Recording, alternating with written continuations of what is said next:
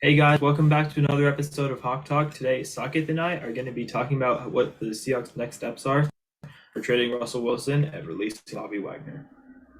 Yeah, so as everyone knows by now, Russell Wilson has been traded to the Denver Broncos and Bobby Wagner has been released.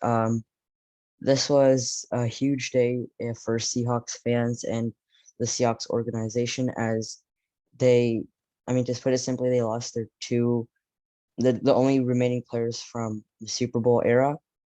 So I guess you could say this is the start of a new era in Seattle, and one that a lot of people don't know what's going to happen, especially fans and people like us. So we're just going to talk about what we think should happen for the Seahawks to be able to get somewhat up to how they used to be.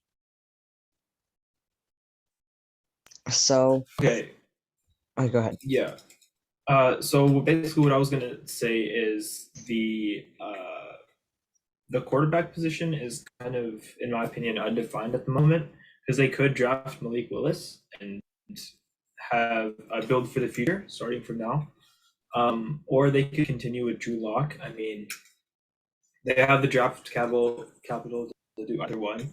But I feel like a solid move would be to try to draft Malik Willis and then uh, let Drew Lock and Malik Willis fight for a starting job. And if Drew Lock wins, then Malik Willis is under Drew Lock for a year and then goes from there.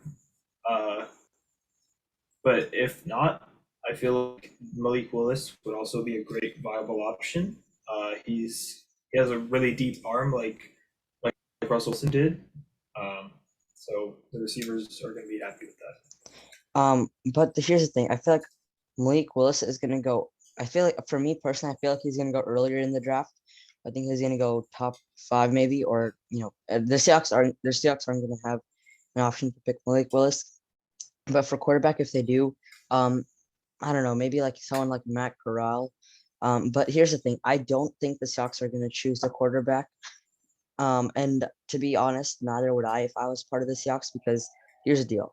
You just traded away your best player in your team. You got what is it? Two first rounders, a second, a bunch of other picks, Drew Lock and Noah Fant, who they signed until 2025. So they know that they're gonna keep Noah Fant for a while. And Drew Lock, I feel like for me personally, all the signs show that they're gonna keep Drew Lock as their starter.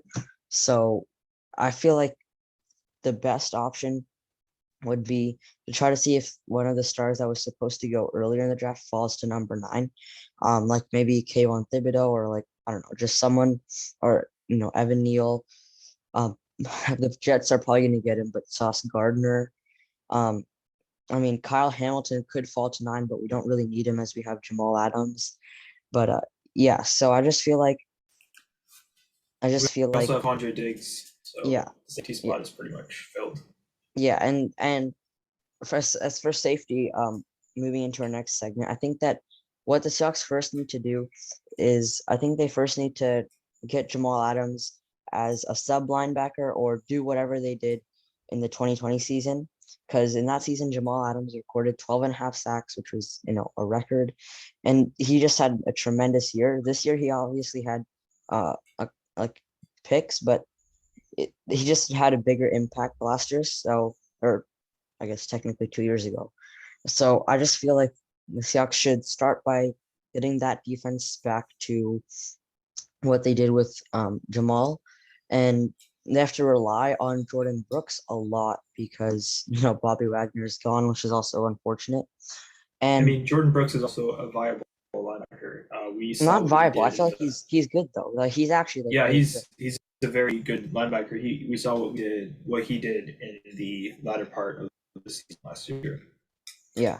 And also, I feel like they got a defensive end from the Chargers. I can't recall the name off the top of my head, but they got, and he's actually very underrated, I would say. Like if you look at his stats and if you look at his highlights, he did very, very good for the Chargers. Kind of, I feel like he could come into Seattle and do what Carlos Dunlap did for us. What was it, 2 years ago or last year or whatever it was.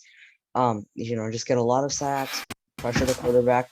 And I feel like the Seahawks defense, it all starts with that, pressuring the quarterback, getting to the quarterback, because we saw what happened like 2 years ago when that did happen. Jamal Adams was rushing in, and it just created a lot of havoc. And the Seahawks, Legion of Boom was based on that, getting to the quarterback, playing lockdown coverage.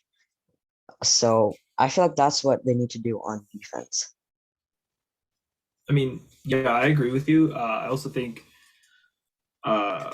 with Cody Barton, a linebacker, he also did really good. The last couple of games that he played when Bobby Wagner was injured. Also, Ken Norton was fired, so we're going to see changes in the defense, obviously. Most likely big changes, most likely more aggressive defense and playing style. What suits Jamal Adams better, like you said.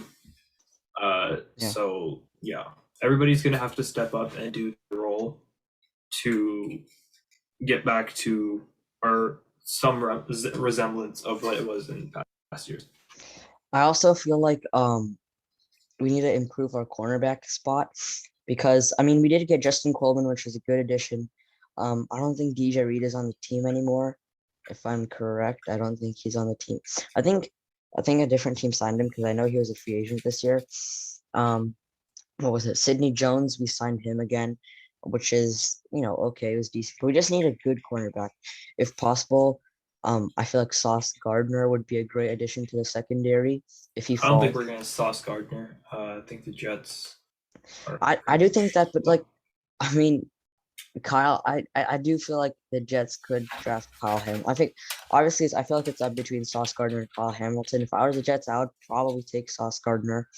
But you never know about Kyle Hamilton. A lot of things have happened in the draft that we don't know about. So we'll had that point. That's just up to luck. But on the offensive side, I feel like there's a lot to be done. I think, and it starts with the run game. I think developing Rashad Penny, as we saw what he could do the last year. When he was healthy and he was a starter the last couple of games, he was elite. Chris Carson, we'll have to see what he does for the offense because he was injured halfway through the year last year. And I feel like Drew Lock, I think it will help Drew Lock to kind of lean on the run game because, obviously he's not that great of a passer, to put it lightly. So I think leaning on the run game will be great for him. But more than that, the play action game needs to be on point, and getting Tyler Lockett and DK Metcalf down the field is also important. What do you think, Abhi? I also think one of the reasons we got Dwayne Eskridge last year was so that he could be that end around, could get off the edge and really get into the defense. We didn't really see too much of that. Obviously, we did that with DK as well, but I don't know if he would be up to do that. But I think we have to get Dwayne Eskridge involved into the run game a lot more because now you can't just rely on Russell Wilson because he's not here anymore to just make the gun reads and just launch the ball down deep. Yeah. So I feel like there's a lot of things that need to be done in order for the Seahawks to get back to what they used to be. I feel like, to be honest, I don't think they're going to get back to the playoffs for the foreseeable future, maybe 3 to 4 years-ish. But you never know. The Bengals, you saw what happened to them.